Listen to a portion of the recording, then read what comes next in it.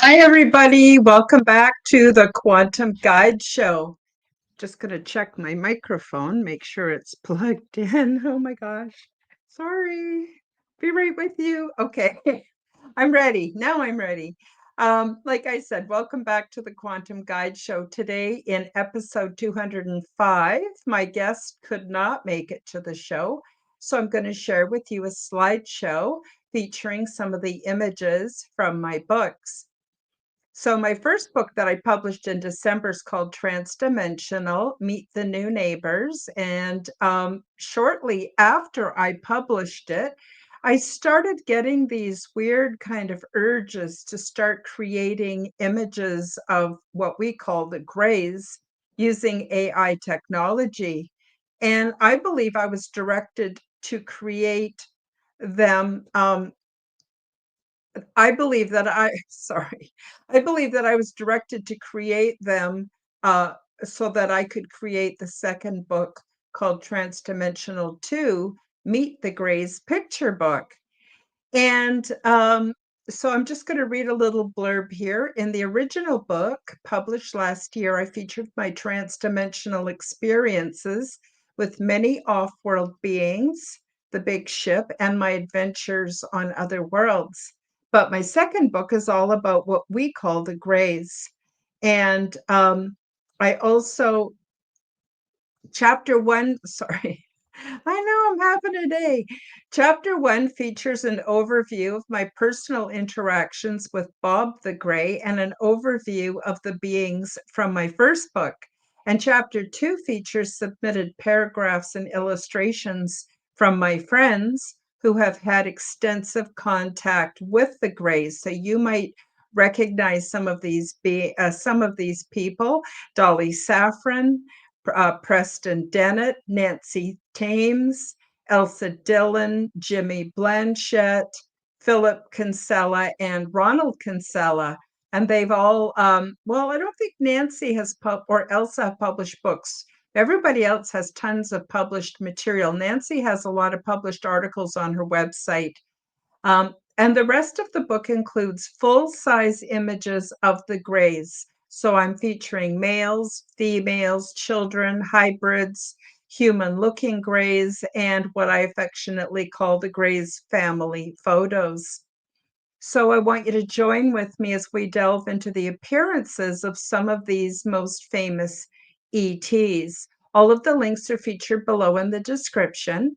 Please do check me out, subscribe to my channels, leave me a comment, like my videos, and please do share my content with your friends.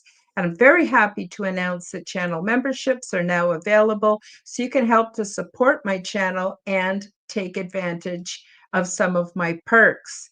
So today, rather than me reading from the book, which my first book, which I've been doing every Sunday on the Aliens and Angels podcast, if you haven't done so already, go back and check out either the lives or check out um, my sorry, I'm having a day today. Or check out, my replays and catch up because I've been reading. I started off with the very beginning and I've just been reading through the chapters and covering almost a chapter a week. So you can get familiar with the content. That's from my first book, Transdimensional Meet the New Neighbors. Now, my second book, oh, I got a copy of it down here.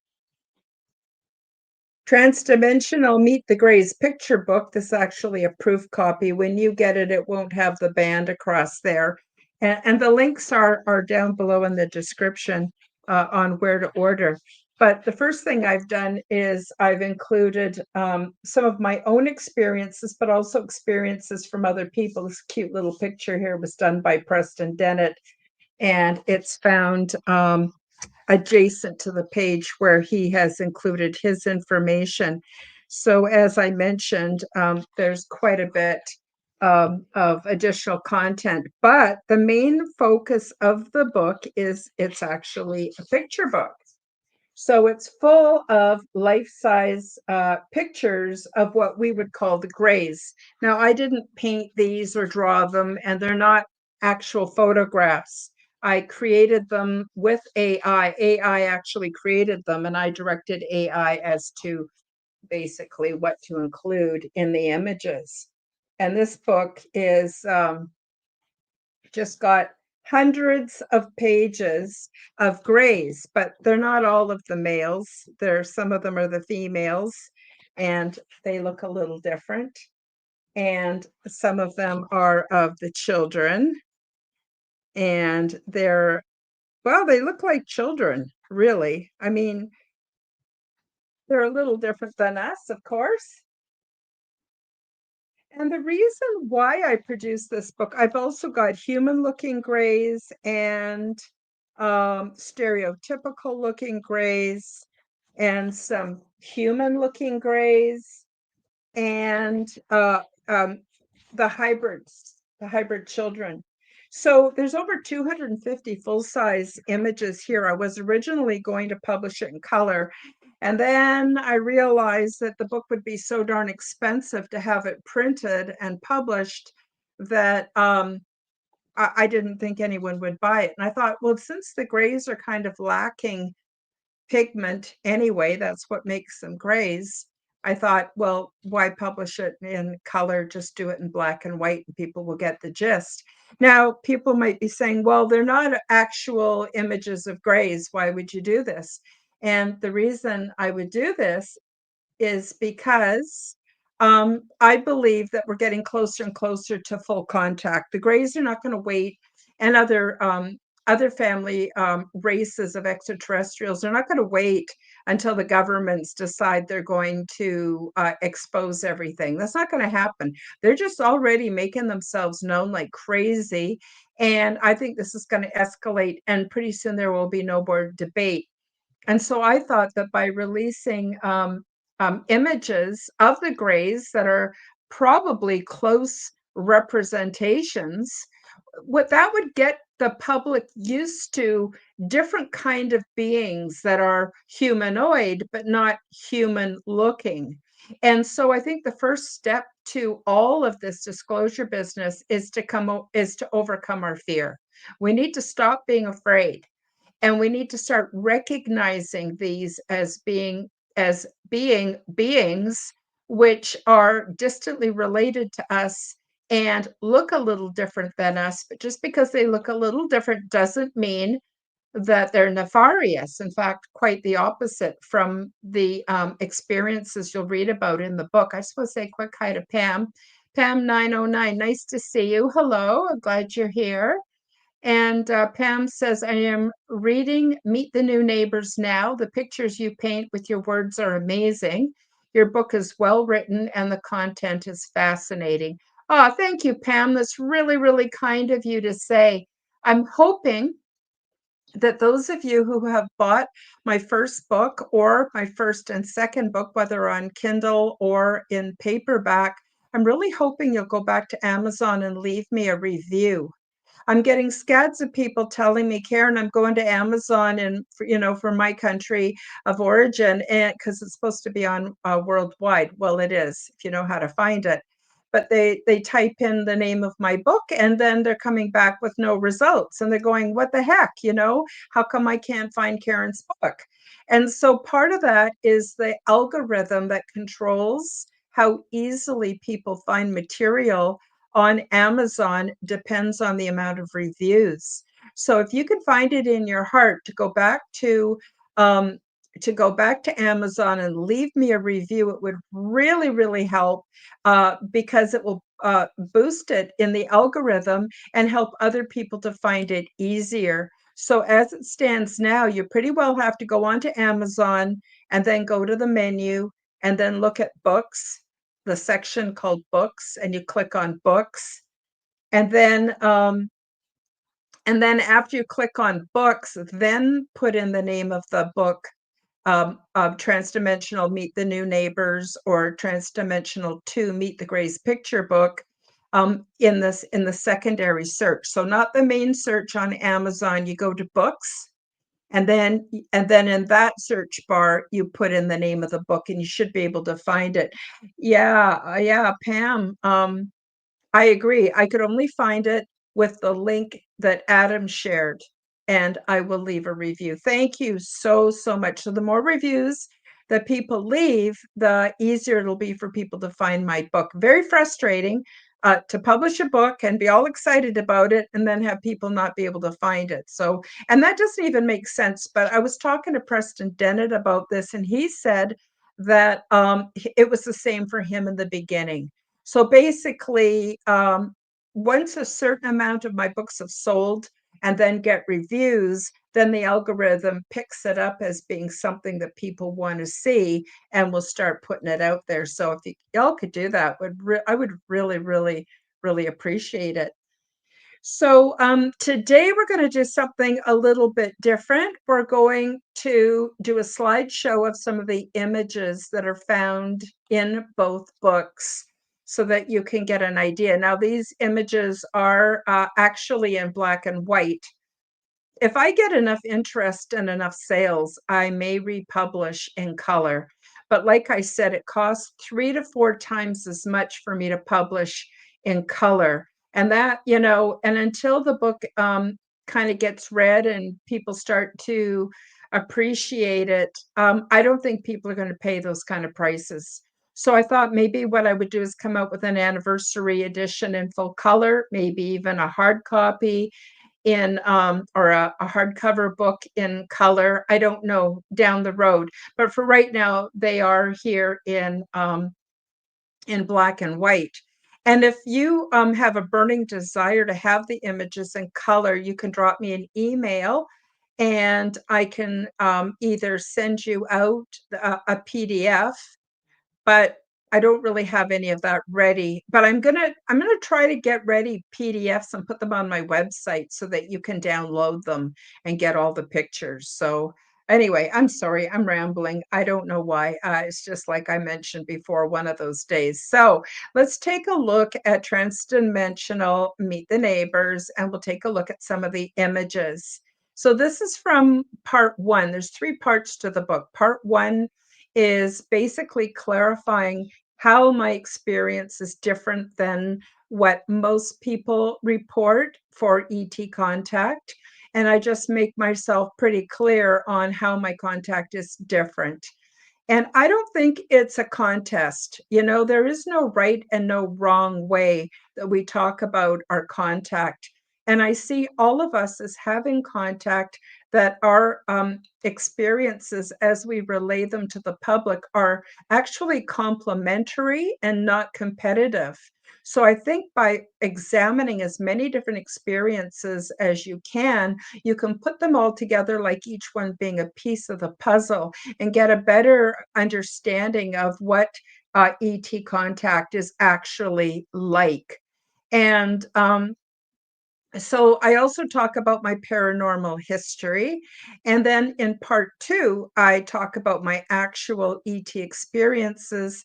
And then part three is advice on how you can have contact and recommendations to help you to have contact. And then, of course, the final chapter, also part three, is the conclusion. And I also cover, what does ET think of us? We're always thinking, what do we think of ET? But what does ET think of us, right? So let's see. So here's the first image. And this image is from when I was a child. And again, these are not actual photographs or paintings, they're AI generated, but I worked with AI, spent many, many hours working with AI to help AI to generate images that were close to my real life experiences. Anyway, I had a fair amount of trauma. I go into a little bit, I give you a little overview in chapter 2 about some of the trauma that I faced as a child, but not enough, hopefully not enough to be traumatizing to you, the reader. But it gives you an idea that, most of us have been traumatized at one time or another in our life. And I believe that that actually opens us up to having extraterrestrial experiences later on. And I explain about that in the book. So anyway, I was really aware by the time I was 5 years old that there was other realms, and there were beings that I was aware of that my family was not aware of, my neighbors, my friends, nobody was talking about this. In fact, when I tried to talk about it, I was told I had an overactive imagination. And because I couldn't make sense of it, I didn't have anybody to talk to about it, I became very fearful at night and terrified of the dark. And actually, being afraid of the dark is something that stuck with me well into adulthood. I'm ashamed to admit it, but it's true. And thank God I'm over it now. But so when I was a child, I tucked myself into bed and I tuck the covers all around me and have my head under the covers and be all tucked in. And I couldn't breathe. Like I seriously couldn't breathe under there, but I was too afraid to come out. I was too afraid to have one or two toes sticking out. I'm sure a lot of you out there have had that kind of experience. But one night I had this. This is a griffin. The image beside me is of a griffin, and this griffin just appeared. And I don't know if I was seeing it psychically or whether it actually appeared physically in front of me. I don't know, but I remember it very, very vividly. A griffin is a mythical, so-called mythical animal that has the head and the wings of an eagle, but it has the body and the hind legs and tail of a lion. And I had no idea that this was a griffin, by the way, until many years later. But this fiery griffin, it was all made up of flames and it appeared and it let me know that it would protect me and it wouldn't let anything harm me and that I could go to sleep and I could tuck my nose out of the covers so I could at least breathe at night. And it really helped me a lot. So anytime I became fearful as a child, I just summoned my griffin and I could see it and it would protect me. And it really helped a lot. And as I mentioned, it wasn't until I was in my 20s, I was looking at a book about mythical creatures and I saw the griffin. I knew exactly what it was. But my griffin, and I don't know if this was like a screen memory from ET or some other interdimensional being. I don't know. Like I have more questions than I have answers. But yeah, this was my experience. It was really great. Really, really helped me a lot as a child. And another thing that happened when I was a child is I had these amazing vivid dreams of being able to fly. And I was flying over rivers and mountains and woodland areas and meadows, and it was all in not just full color, it was in more fabulous vivid color than what my actual eyes and vision would see. And this happened every night. And I just loved it. And sometimes I'd fly really, really high in the sky. And other times I would go really low and I could feel the grass tickling my legs as I flew along near the grass. Pam says, Pam 909. Hi, Pam. Again, lovely to have you with me in the chat today. She says, I feel that I still don't like the dark. I need a griffin. Well, Pam, I'm actually convinced that we all can call in spirit guides. I think we have a soul team. And when we take the chance and step out of the fear of being foolish, because at least when I started calling out my guides, I felt stupid.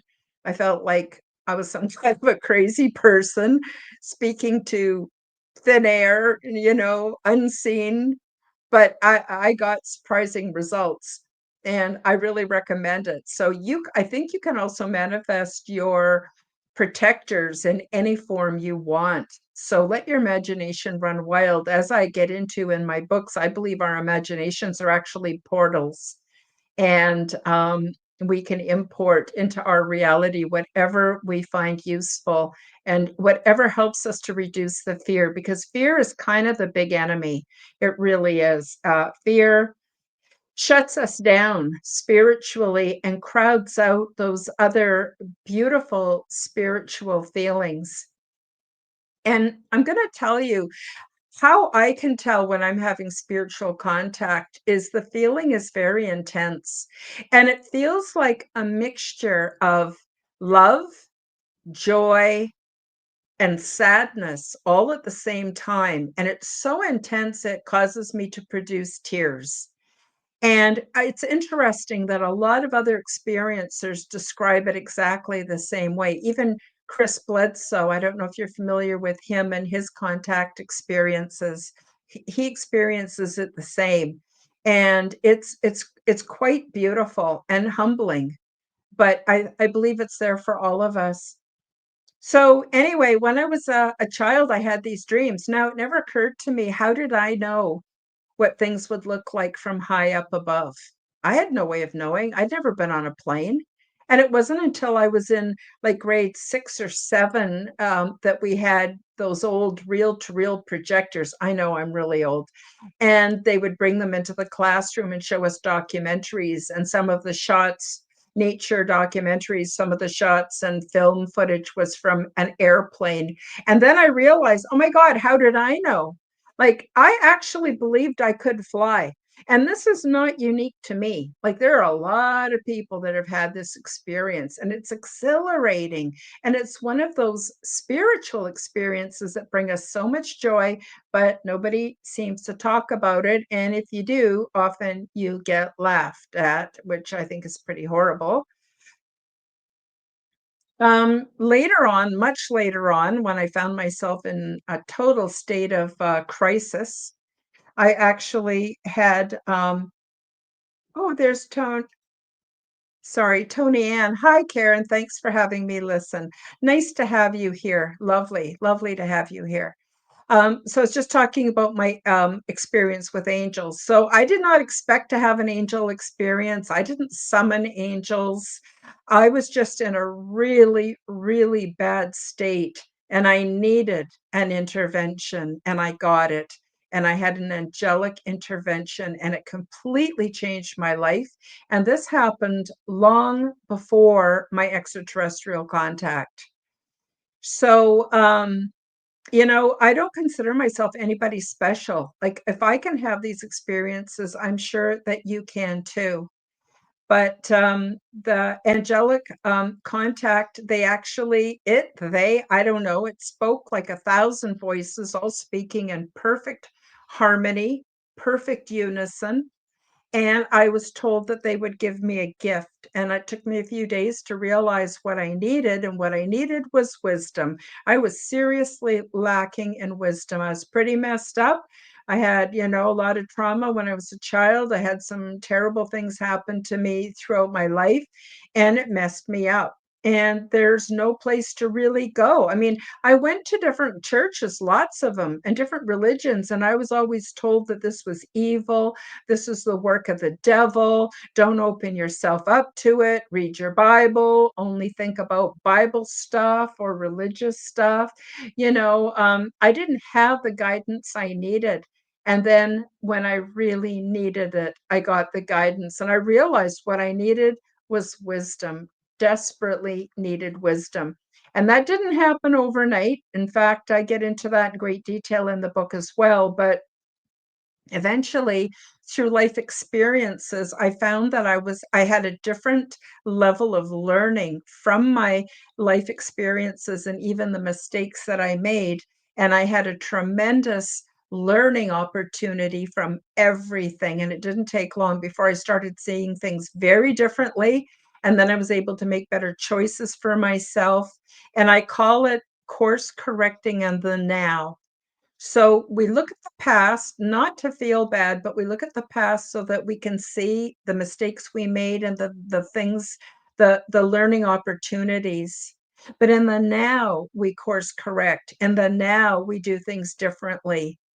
And then our future is ensured to be better. And I can't stress that enough. And I learned that from my angelic experience. So I just highly recommend it.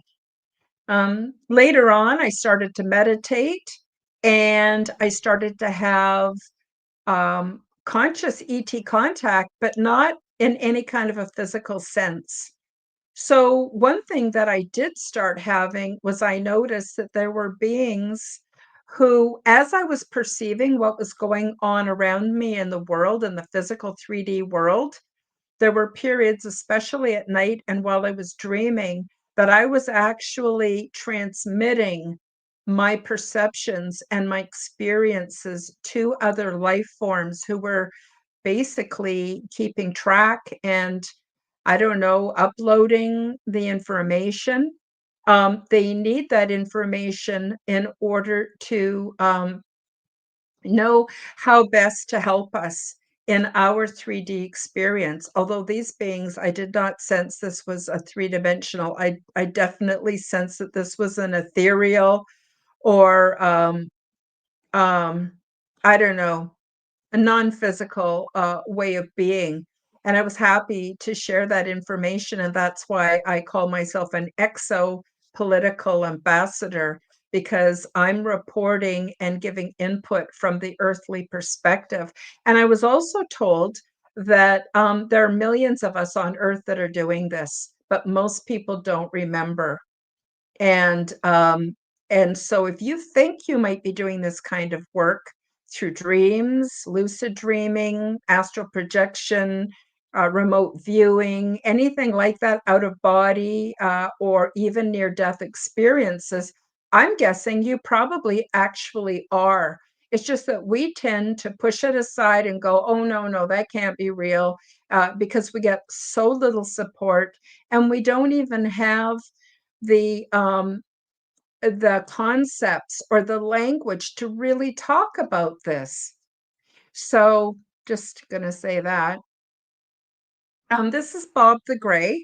So Bob the Gray actually started to appearing to me in 2005, but I only saw him through the portal of my imagination. I never saw him as a physical three-dimensional being standing in front of me while I was wide awake. It didn't happen that way for me. So I thought I was imagining things.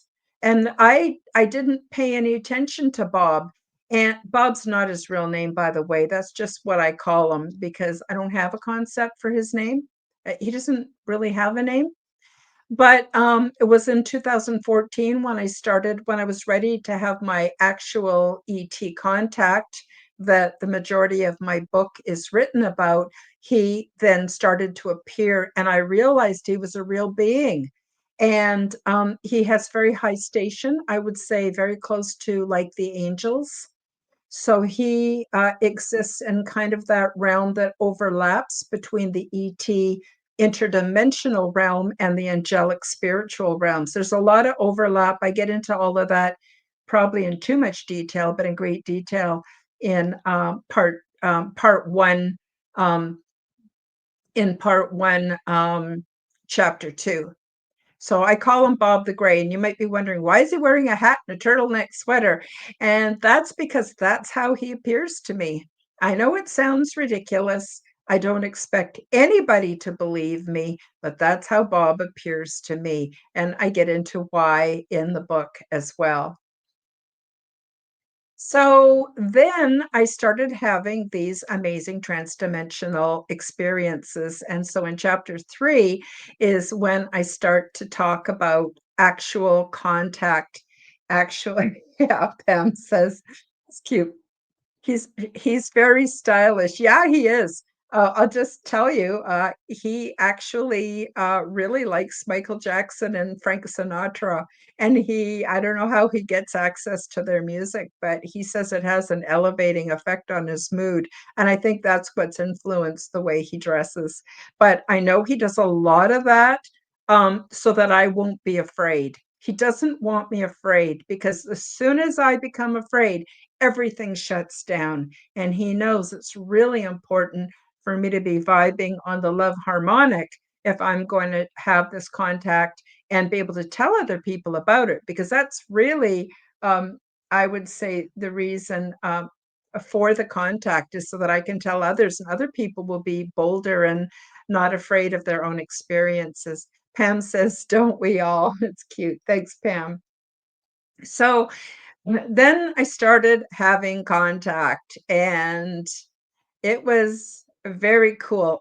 First of all, what I discovered is most of the beings look a lot like us, and they come in all shapes and sizes, and even within a specific race, there's much diversity. So just like on Earth, we're all part of the human race, but look at the difference in skin tones, heights, weights, ways that we present ourselves, even within a biological family. You've got some that got big noses and some that got big ears, and we're all different. And the same is true for ET. So I think that's really important for me to stress is they don't all look like grays, and grays don't all look like grays. Like there's much diversity. And I think it's important for people to realize that we are all part of the same family, but we can look very different or very, very similar. And again, the more we know, the less we will be afraid. Um, in chapter 3, I talk about the intergalactic resettlement program, and I talk about the pre-settlement program. I was involved in the pre-settlement program, which involved expeditions to other worlds, where we basically scanned. We had a quarantine area that we would stay in anywhere from a couple of weeks to even a month. And we would scan all kinds of plants and bugs and things and learn as much as we could about the biosphere. And then later, when we were aboard the big ship, everything was reproduced in like a holographic learning environment. And we use these very thin, clear, rectangular shaped tablets to gather the information. And these tablets had an interface. I don't know how they work, but they had an interface where they also recorded our thoughts and our feelings and our emotions. So we got this really in depth learning experience once we were back on the big ship. And the reason we do all that is so that we can learn how these worlds, all the biospheres and the different zones and areas, how they're all very interconnected and interdependent. And the reason for this is, and I thought you find this interesting, is that most of these worlds that are out there do not have humanoids on them. They've got everything. They got fish and birds and grass and trees and lakes and streams and oceans and everything, but they don't have humanoids. It's almost like they are these created habitats that we then settle onto. Um, and I get into that in the book too about what qualifies people for resettlement, who's eligible, who's not.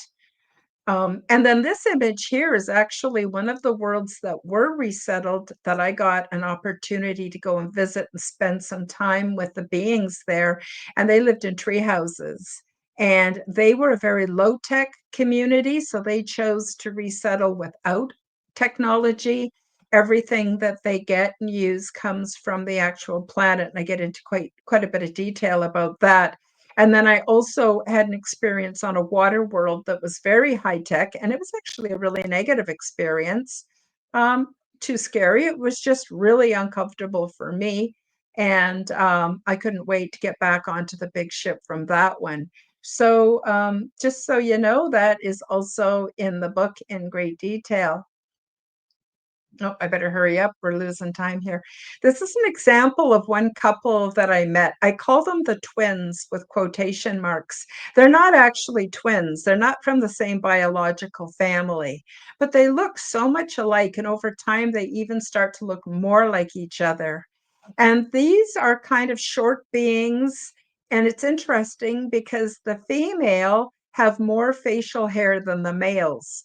So it took me a while to get used to that because I kept expecting the one with the big mustache to be the male, and that was actually the female. And so you see, things can be similar to here on Earth, and again, quite different.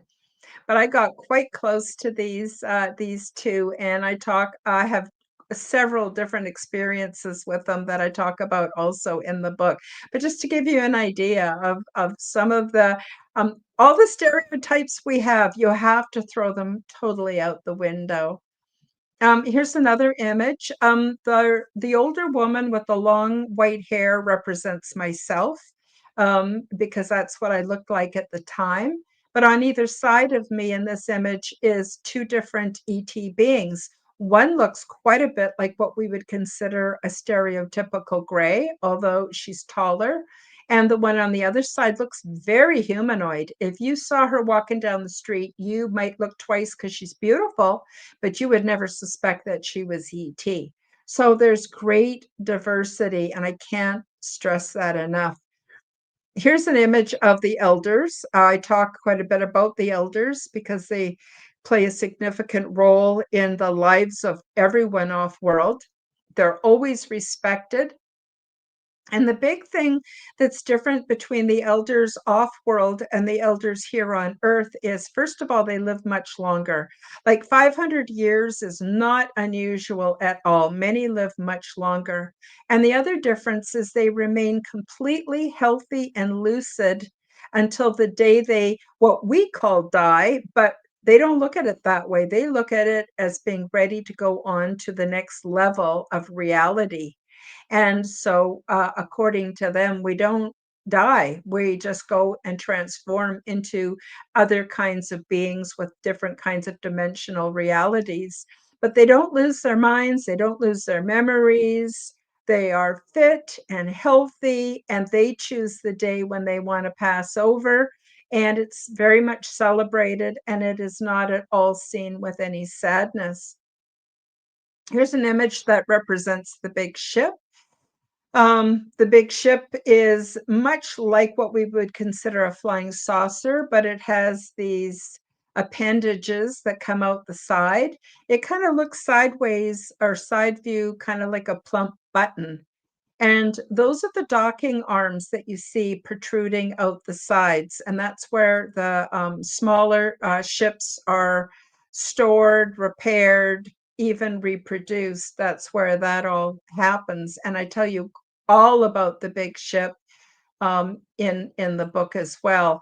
Another thing is regarding food aboard the big ship. All the food that we're vegan when we're on board. There's no taboo against eating meat. It's just not really feasible to have livestock on the big ship. And also, these beings are very tender-hearted.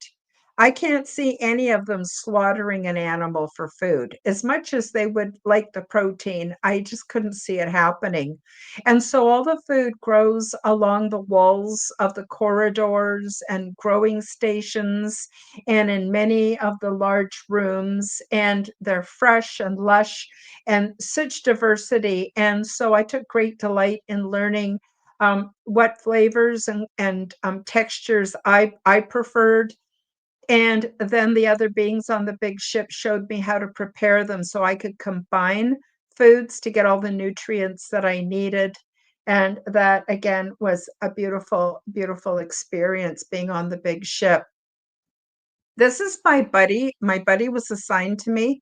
I just want to say one more thing about the big ship. And the big ship has is alive. It is conscious. It's an actual living conscious being, and it's telepathic. And everything we desire is provided for us by the big ship. And I get into, again, as much detail as I can in the book. There's a whole chapter about it.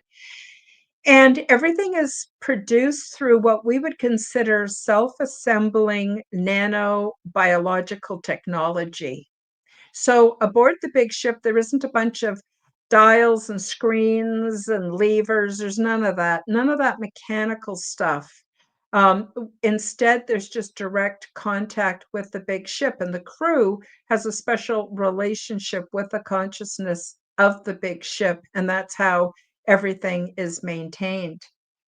Um, so before I tell you about my, well, maybe I'll just skip the my ad for the book and just continue on with it since I'm going to be talking about my book all the way through. And since we're kind of running out of time. Okay, so this was my buddy, and she looked very much like us. She's very tall, though, well over 6 feet. She had pale skin with a very teal tone to it. Her hair was very curly and little kind of cowlicks or tufts all around her head. She was absolutely lovely, and she helped me to get oriented. So, whatever city ship you find yourself on, you will find that you will probably be assigned a buddy, and your buddy will stay with you 24/7 until you're completely acclimated and um, used to being there. and to answer all your questions and show you all the procedures and how things are done and everything. So it's really quite a lovely environment. Um, they also have public baths. So usually every morning we would gather at these public baths, and the public baths are not to clean ourselves. We can do that with the showers that are in our quarters. But these baths are basically, we don't communicate while we're there. We just go into a very deep meditative, collective meditative state. And the fluid is acts as nutrient to our bodies. After it flows through the baths, it then continues on and supplies the hydroponic system that serves as nutrient and moisture to all the plant growth on the big ship. So as I mentioned, I was introduced to many different kinds of beings.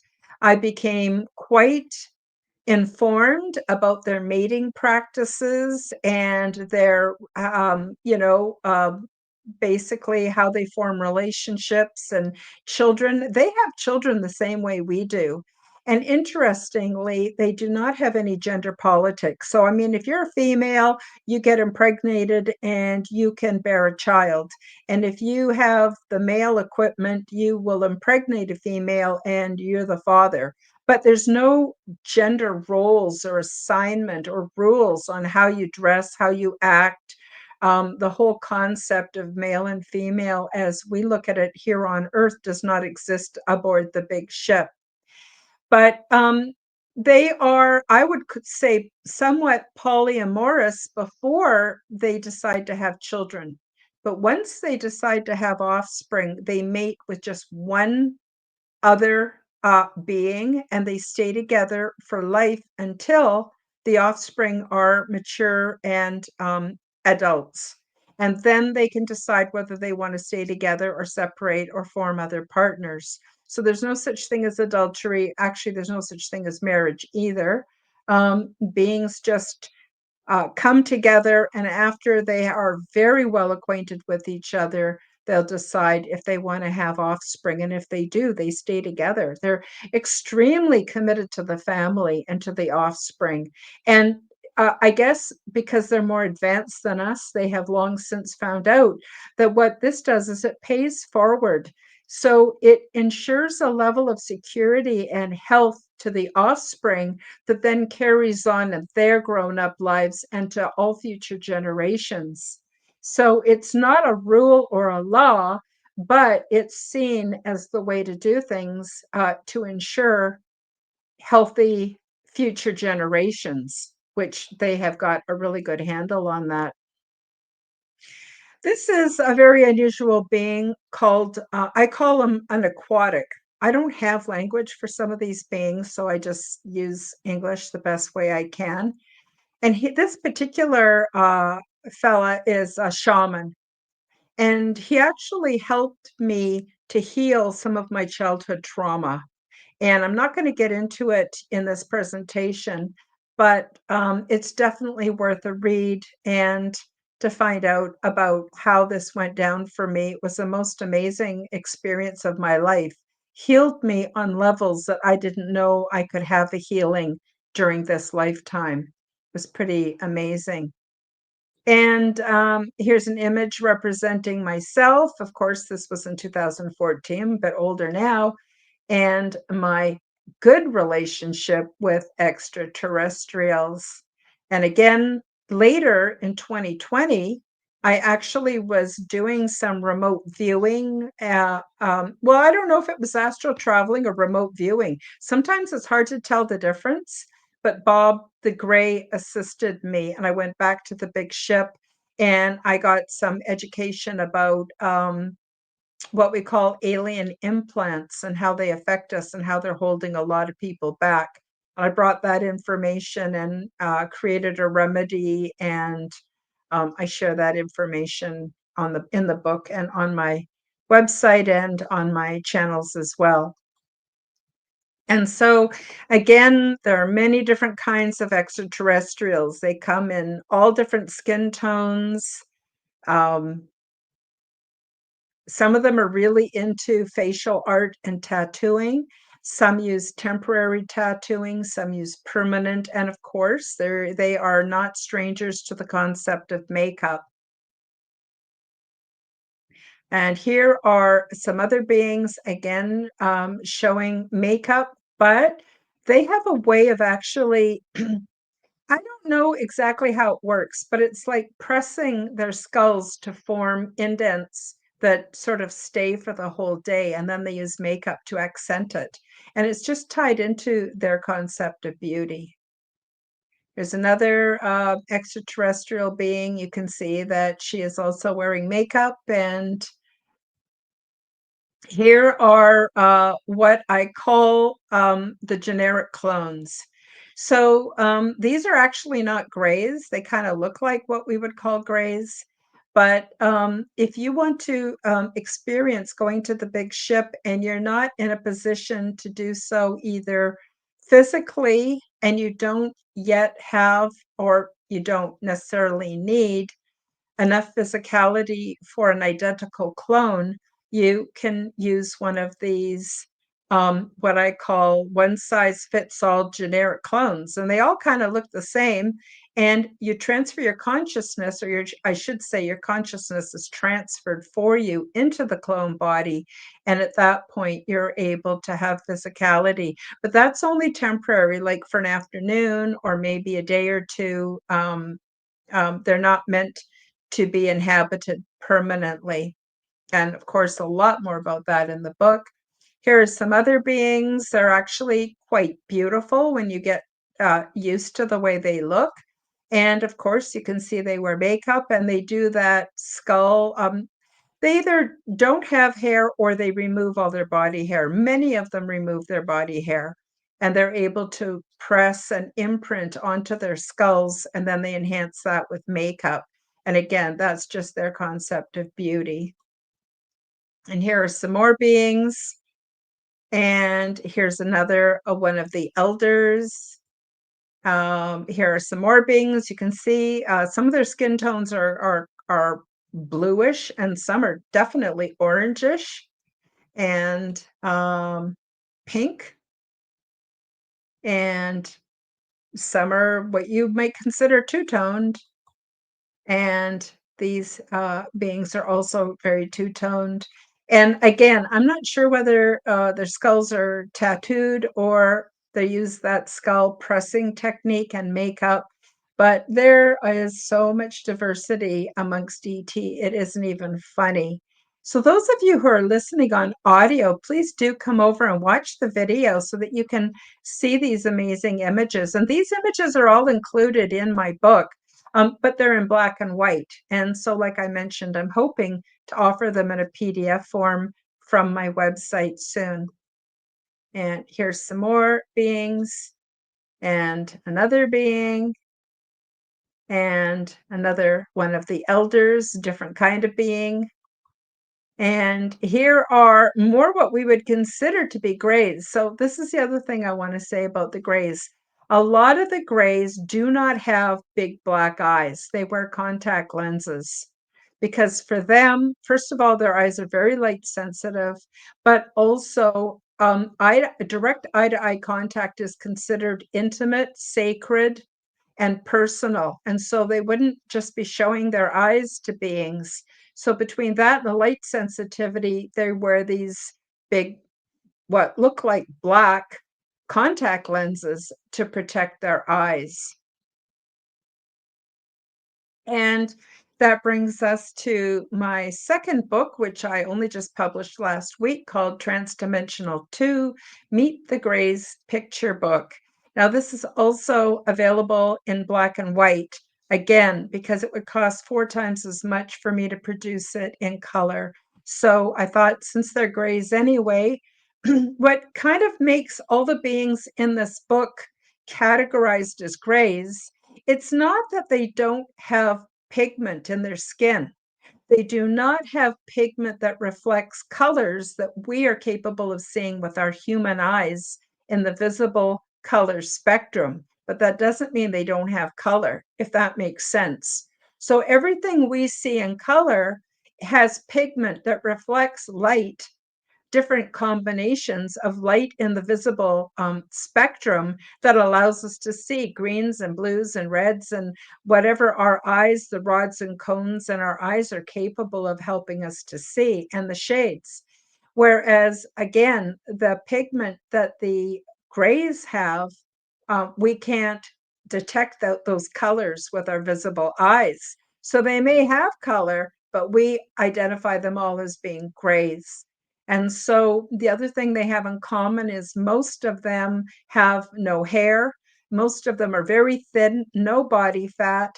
Many have long arms, and some have long arms and legs, and they can vary in height between 3 feet and even 8 feet in height. So again, these images were AI created. They're not snapshots, but they'll give you an idea of what some of the gray beings look like. And then, of course, within the book, there's over 250 full-size images for you to enjoy and get used to beings that don't look exactly like humans, because I think it's only a matter of time before we're going to start having more and more visits into our 3D world from beings that we call grays. So this is one being. These images are in color, but in the book they're actually in black and white. So you can see he looks very much like a stereotypical gray, small ears, no hair, large black wraparound eyes, thin mouth, small nose, long neck.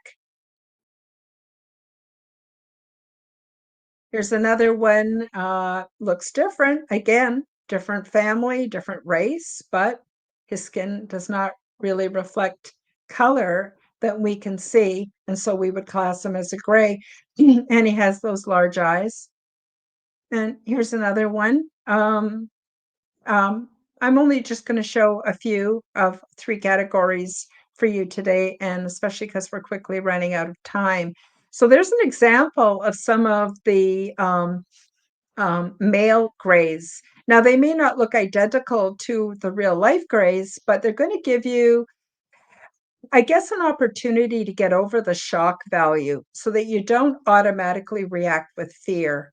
And when you don't react with fear, you're more logical, your critical thinking skills are intact, and you're better able to sense the energy of these beings, which actually is almost always very loving. Here's what we would call a female gray. And you can see again a large, dark wraparound eyes. She's probably wearing contact lenses. You can see a hint of her pupils within. Um, they look a little different, and we might even describe them as being somewhat feminine. Here's another one.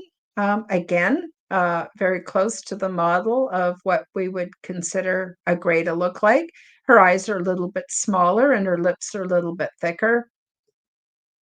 And here's another one where she's very hairless, has a different shaped face, very large black eyes, and but little nose and mouth, very similar to us humans, but her ears are very, very different. And then here's an example of some of the children from the book. And, after I created these images and put together the book, every time I flip through the book, I feel more affection for these beings, and especially the children, the cute little faces. Like once you get over the basic differences between grays and humans, you start to see that they're children, they're women, they're men, and there's a lot of them that are very human looking as well. Like I said, I have over 250 images, well over 250 images in the book. But you can see that innocence in the face of the children. And some of them are even a little bit comical looking. Here's another child of the Greys, a little bit different. Um, and again, very little what we would consider color to their skin. And one more. And there he is. Isn't he adorable? Like, you get used to them and you actually develop an affection for them. So what's going to happen is when the Greys start making their presence known more on Earth, which is already happening, we're not going to be so freaked out. And then we're going to be not so easily controlled by the mainstream media either. And I think we need to retain our critical thinking skills. I think that's really, really important. Here's what I affectionately call a family photo with the dad and the mom and the kids. After you look at about 30 of these family photos, you kind of start to see they're not so different from us. They're really not. There's another one, different, subtle differences in the body, differences. Most Greys some have 3 fingers on each hand, some have 4, and some have 5. There we go. There's a little family all dressed up for the family picture. I don't know. I think they're adorable personally. So, yeah, so that's the second book by me. And I think that's the end of it. So another thing I want to say about Transdimensional 2, Meet the Greys picture book, is the first chapter. I talk about my own experiences with the Greys, with Bob the Grey, and then with my ET friends in general. And the second chapter, I've included a paragraph or even a page from each of 7 other experiencers. Like I mentioned, Preston Dennett, Dolly Safran, um, Jimmy Blanchett, Elsa Dillon, Nancy Thames, Ronald and Philip Kinsella, the Kinsella twins. And they give their experiences because they've had extensive physical experience with the Greys. And they all say the same thing. They have not seen them as scary monsters. Some of them were terrified when they first were abducted. Absolutely terrified, did not like it one bit. The stuff trauma and nightmares was made from. But over time, they began to see it very, very differently. And they started to see a reason for it happening the way it does. So I've included their email addresses and their websites and their channels so that you can find them and learn more about their experiences because it's very interesting. So even if you out there have had what you might consider a traumatic experience with the Greys, I think that by finding out what other people have experienced and how they came to see it over time would help you a lot to adjust to that. And I don't know why some experiences are so scary and some are not. Mine were very, very pleasant. That's all I know. And I'm grateful for that. For me, because of childhood trauma, for me, the monsters in my life were humans. I've been abducted by humans. I've been brutally treated by humans. I've been abused by humans. And even the scariest stories of people's abductions with Greys are not as bad as what many, many of us have undergone at the hands of humans. But by far and most, the experiences with the Greys and other extraterrestrial races has been very positive, loving, and I think we have a lot to learn from them, but we have to overcome the fear. And so that's partly why I produce these books. Well, the second book especially is to help you get over your fear. So I'm hoping you'll buy it and leave me a review on Amazon.